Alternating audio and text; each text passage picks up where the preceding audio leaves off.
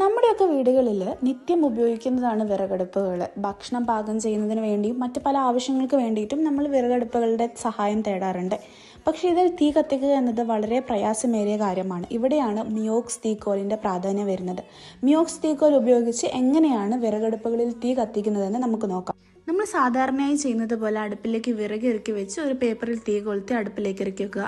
സാധാരണഗതിയിൽ ഈ തീ വിറകിലേക്ക് കത്തിപ്പടരാൻ ഒരുപാട് സമയമെടുക്കും. അതേപോലെ തന്നെ ഒരുപാട് അധ്വാനവും ഇവിടെ ചിലവഴിക്കേണ്ടതുണ്ട്.